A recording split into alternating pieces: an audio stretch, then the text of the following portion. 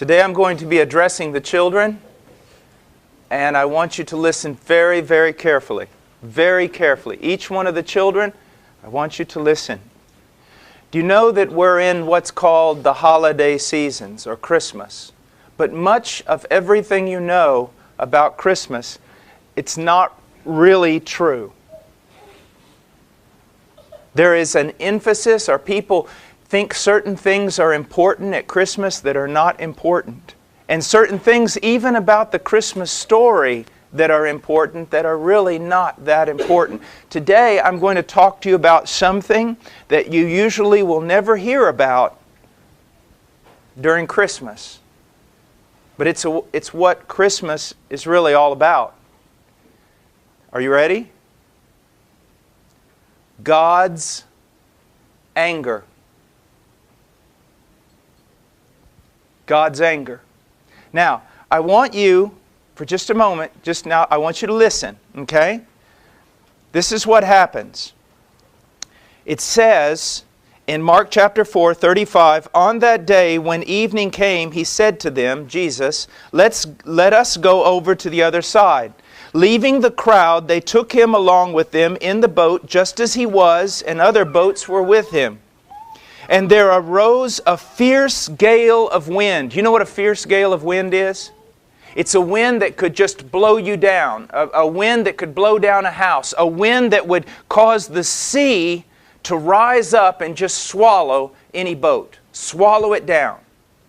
It says, a fierce gale of wind, and the waves were breaking over the boat so much that the boat was already filling up with water. So these sailors knew that the boat was going to sink down and they were going to die. Okay? Jesus Himself was in the stern, asleep on the cushion. Now remember that. Was He awake or asleep? Awake or asleep? He was asleep on the cushion. That's very important. I want you to remember that. And they woke Him and said to Him, "Teacher, do you not care that we are perishing?" And He got up and rebuked the wind and said to the wind, "Hush, be still." And the wind died down and it became perfectly calm. And you know what? After you hear this story, what do preachers usually tell you? Well, they usually tell you, they spend the rest of their time talking about the power of Jesus Christ to calm the storm. That He could speak to the storm and calm it. Okay? So He gets up, He's asleep on the cushion. He rises up, He says, "Be still," and the storm was over. Now this was a storm that was so great that even the best sailors couldn't sail through it. The boat was going to sink down completely. The boat was already filling with water, so everybody in the boat knew they could do nothing to help themselves. And Jesus was asleep on the cushion, and He rises up and He rebukes the wind. And everyone says, this story is about the power of Jesus Christ over nature. Well, it is. But that's not the most important thing about this story. Now, I want to read to you another story. It says that Jonah rose up to flee to Tarshish from the presence of the Lord. So he went down to Joppa, found a ship which was going to Tarshish, paid the fare, and went down into it to go with them to Tarshish from the presence of the Lord. So here's a man, he's running away from God. He's disobeying God. Do you understand? Now, let's go on. And the Lord hurled a great wind on the sea, and there was a great storm on the sea, so that the ship was about to break up. It says like if you were to make a snowball and hurl it with all your might, God made a storm. And with all His might, He hurled it down on the sea. He did it. God caused it. It didn't just happen.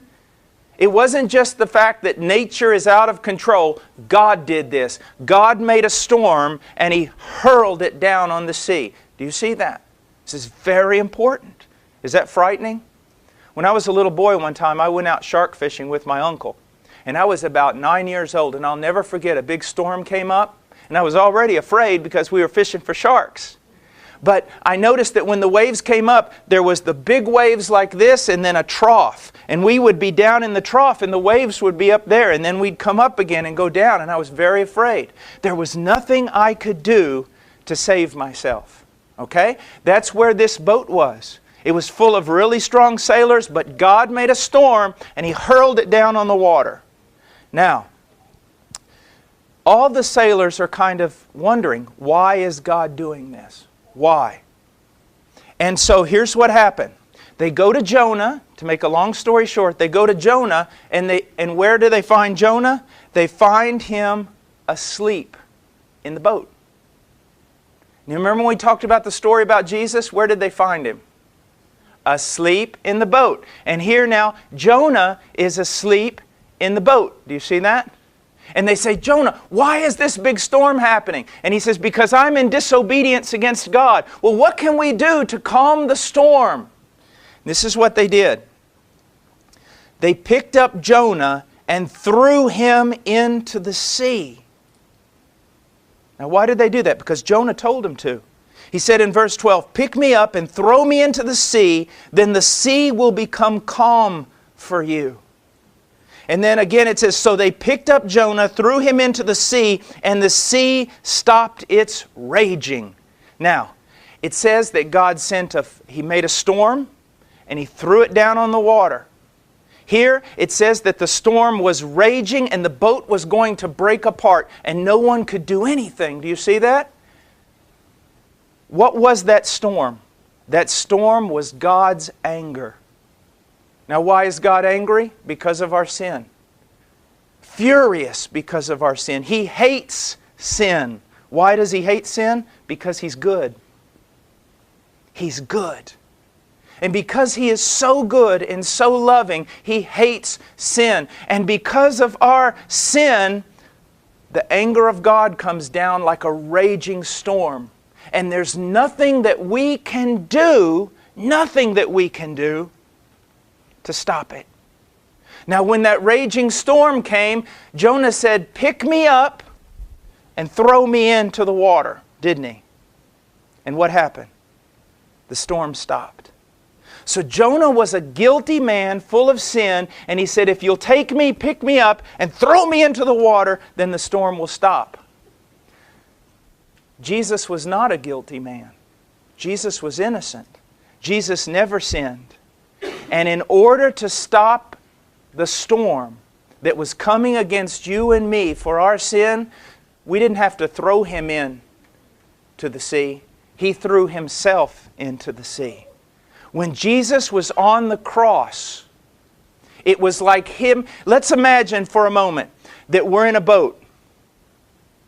And all of us are terrified because the waves are so high, the boat's going to break apart. But Jesus is asleep. Why is He asleep? Because He's done nothing wrong. He's never sinned. That wrath, that anger of God that's coming up all around us and tearing our boat apart, it has nothing to do with Him. He never broke God's law. He never sinned. He's just asleep. God's not against Him. He's the perfect Son of God who always obeyed. But we're in that boat. And you and I, we deserve to die. We deserve to be swallowed up by that ocean. But Jesus comes forth right at the moment that we're about to die. And He throws Himself into that ocean. Even though He didn't deserve to die, He throws Himself into that. And when He did, when He paid for our sins with His life, then God's anger was calmed. And now God can freely love us. Do you see that? Just think about this for a moment. You're to be swallowed up into the ocean and sucked down to die forever. And Jesus says, stop. And He takes off running and He jumps right out of the boat and throws His own body into that sea. And when He does, the sea becomes calm. Now, children, what are you going to do when you see that there's somebody out there that loves you that much, that threw their own body into the sea? Are you going to just be able to stop thinking about that? No. Shouldn't you live for that person? Shouldn't you love that person? Shouldn't you believe in that person? That's why Jesus is more important than anything else. Do you realize that this morning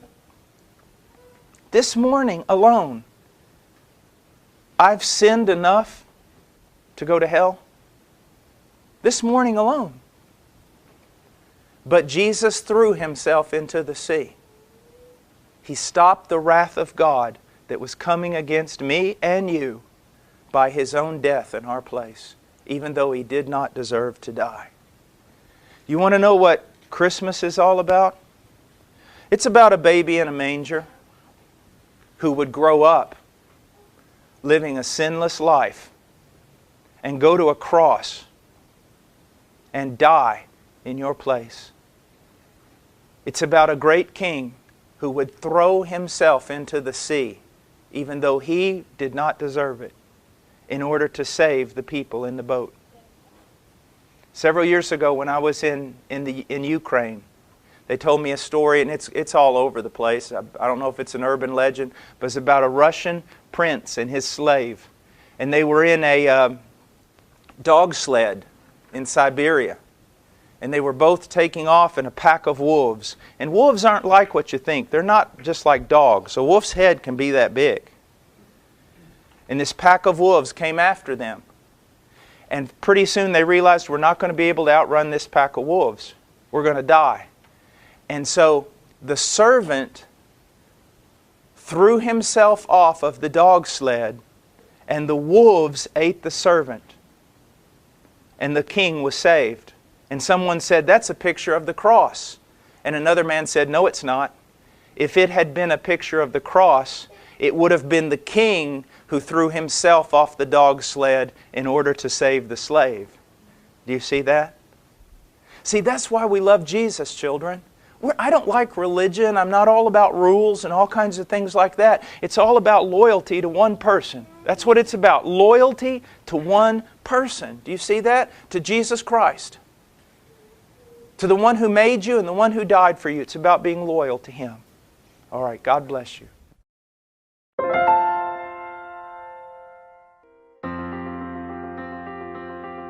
Please visit our website at heartcrymissionary.com. There you will find information about the ministry, our purpose, beliefs and methodologies, and extensive information about the missionaries we are privileged to serve.